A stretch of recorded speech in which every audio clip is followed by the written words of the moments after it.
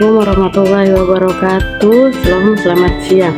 Perkenalkan, nama saya Siti Nurlaila B. Arsyad dari Universitas Ribuana Kalabahi, program studi pendidikan guru sekolah dasar semester 1 kelas E. Di sini saya akan menjelaskan beberapa materi, yaitu yang pertama inovasi pendidikan, yang kedua merdeka belajar, yang ketiga strategi pelibatan keluarga, yang keempat strategi pembelajaran campuran. Pertama yang saya bahas adalah inovasi pendidikan. Yang A, pengertian inovasi pendidikan. Inovasi pendidikan adalah inovasi dalam bidang pendidikan atau inovasi untuk memecahkan masalah pendidikan. Jadi inovasi pendidikan ialah suatu ide, barang, metode yang dirasakan atau diamati sebagai hal yang baru bagi seseorang atau sekelompok orang, baik berupa hasil invensi atau discovery yang digunakan untuk mencapai tujuan pendidikan atau untuk memecahkan masalah pendidikan. Yang B, sasaran inovasi pendidikan. Faktor-faktor utama yang perlu diperhatikan dalam inovasi pendidikan adalah guru, siswa, kurikulum, dan fasilitas, serta program atau tujuan. Yang pertama ada guru. Guru sebagai pihak yang sangat berpengaruh dalam proses belajar mengajar. Kedua, siswa sebagai objek utama dalam pendidikan, terutama dalam proses belajar mengajar. Yang ketiga, kurikulum. Kurikulum pendidikan lebih sempit dari kurikulum sekolah yang meliputi program mengajar dan perangkatnya. C, ciri-ciri inovasi pendidikan. Yang pertama, ketika masyarakat atau orang tua mulai sibuk dengan peran keluar sehingga tugas pendidikan anak sebagian digeser dari orang tua pindah ke guru atau dari rumah ke sekolah. Yang kedua, terjadi adopsi kata yang ditulis ke instruksi lisan.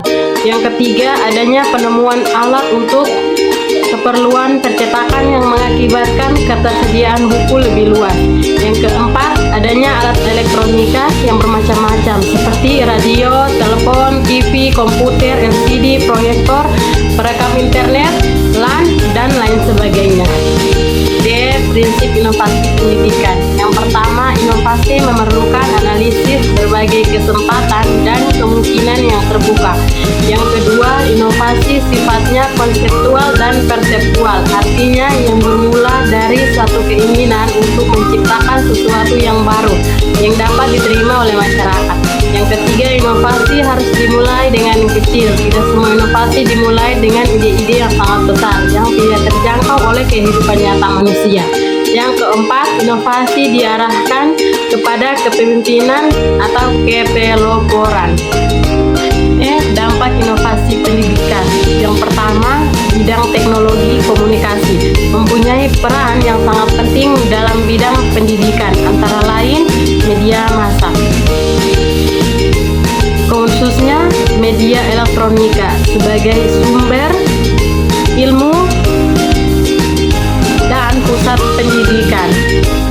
Yang kedua, bidang informasi dan komunikasi telah terjadi kemajuan yang sangat pesat.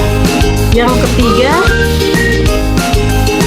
bidang sosial dan budaya, semakin banyak wanita yang memasuki bidang politik sebagai anggota parlemen, senator, gubernur, menteri, dan berbagai jabatan penting lainnya. Pembahasan yang kedua yaitu merdeka belajar. Pengertian merdeka belajar berbasis kompetensi. Di dalam Kamus Besar Bahasa Indonesia, kata merdeka dapat diartikan sebagai bebas, bebas dari penghambatan, penjajahan, atau dapat dimaknai dengan berdiri sendiri.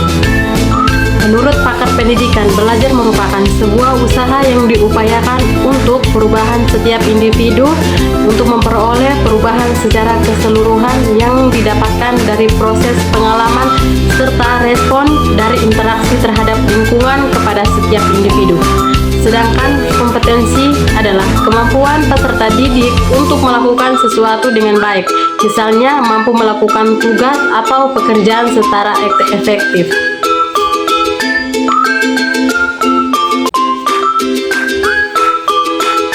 B. Terdapat 4 pokok program Merdeka Belajar. Yang pertama, ujian sekolah berstandar nasional atau USBN. Yang kedua, ujian nasional atau UN. 3. Rencana pelaksanaan pembelajaran atau RPP. Yang keempat, peraturan penerimaan peserta didik baru atau PPDB dengan sistem zonasi. C. Landasan terbentuknya pembelajaran Merdeka Belajar. Banyak siswa yang merasa jenuh dan akhirnya tidak acuh saat guru menjelaskan mata pembelajaran ketika kegiatan belajar mengajar sedang berlangsung. Berdasarkan kondisi tersebut, maka dapat membuat jiwa siswa tertekan dan tidak nyaman dan akan sulit dalam menerima pelajaran selanjutnya. Sehingga arti dari kemerdekaan berarti kebebasan. Dalam belajar yang berbasis kompetensi, diperlukan kebebasan anak-anak dalam berinovasi, tidak terpaku pada aturan-aturan yang mengikat dan mengekang pikiran kritis mereka bereksplorasi bebas sehingga mereka dapat memahami sebuah pembelajaran dalam pengetahuan mandiri, terampil dan berwawasan baru baik dari ataupun dari lingkungan. C. Ciri-ciri pembelajaran berbasis kompetensi. Yang pertama, menekankan pada ketercapaian kompetensi siswa baik secara individual maupun klasikal.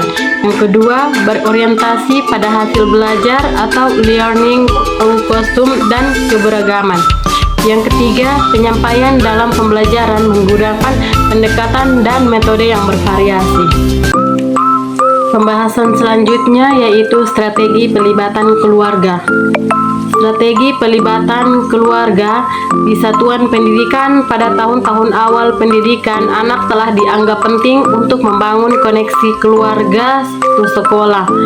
Anak-anak yang orang tuanya dan keluarganya terlibat dalam proses pendidikan mereka cenderung mendapatkan nilai yang lebih baik, memiliki tingkat kelulusan yang lebih tinggi, dan memiliki perilaku yang lebih teratur.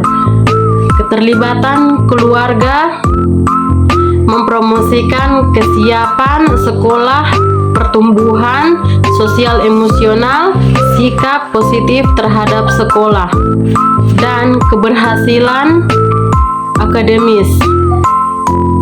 Hal ini berpusat pada hubungan budaya yang relevan dan berkelanjutan antara keluarga dan guru di sekolah dalam tanggung jawab bersama untuk kesejahteraan anak.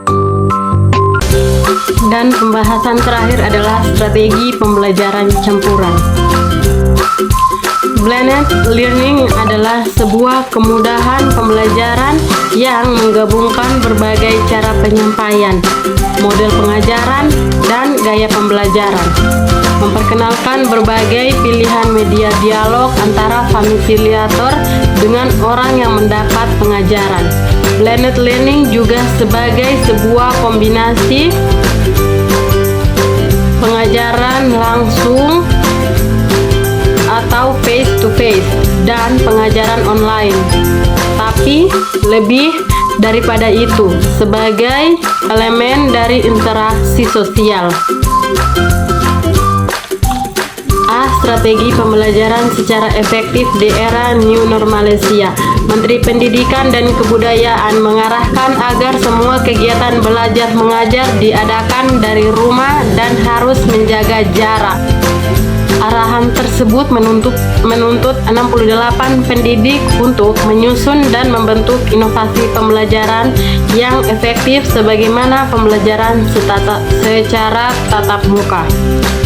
Adapun metode pembelajaran yang bisa digunakan oleh pendidik dalam era new normal ini.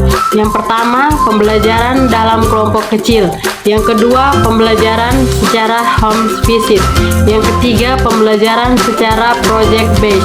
Yang keempat, pembelajaran secara online atau dalam jaringan. Yang kelima, pembelajaran secara blended. Adapun terdapat 5 kunci untuk melaksanakan pembelajaran secara blended learning, yaitu yang pertama, live event, yaitu pembelajaran langsung atau tatap muka. Yang kedua, self-paced learning, yaitu kombinasi dengan pembelajaran mandiri. Yang ketiga, collaboration, yaitu kombinasi antara pendidik dan peserta didik, yang keduanya bisa lintas sekolah atau kampus. Yang keempat, assessment, yaitu pendidik harus mampu mengkombinasi jenis penilaian baik yang bersifat tes dan non-tes, atau tes yang bersifat autentik atau portofolio. Yang kelima, performance support material, yaitu jika pendidik ingin mengkombinasi antara tatap muka secara langsung atau online. C. Langkah-langkah menerapkan metode pembelajaran blended learning. Yang pertama, setiap kelas siswa dibagi menjadi 2 kelompok, yaitu kelompok A dan kelompok B. Yang kedua, guru membuat jadwal mengenai pelaksanaan model pembelajaran blended learning ini dengan ketentuan kedua kelompok tersebut tidak melaksanakan pembelajaran secara bersama-sama di sekolah. Yang ketiga, pelaksanaan tatap muka dan daring dapat dilaksanakan dalam waktu yang bersamaan. Apabila pada hari Senin kelompok A melaksanakan tatap muka di sekolah, maka kelompok B melaksanakan pembelajaran secara daring di rumah masing-masing. Yang keempat, kemudian di hari selanjutnya, yaitu hari Selasa, siswa yang melaksanakan pembelajaran tatap muka di setiap sekolah yaitu kelompok B, sedangkan kelompok A melaksanakan pembelajaran daring di rumah masing-masing. Yang kelima, penjadwalan tersebut terus dilakukan secara bergantian. D. Manfaat yang didapatkan dari menerapkan blended learning. Berikut adalah manfaat-manfaat yang didapatkan dari menerapkan blended learning yang juga didukung oleh penelitian. Yang pertama, lebih fleksibel. Yang kedua, efektif meningkatkan hasil belajar siswa. Yang ketiga, meningkatkan keterlibatan siswa. Yang keempat, meningkatkan kepuasan belajar siswa. Yang kelima, meningkatkan partisipasi aktif siswa.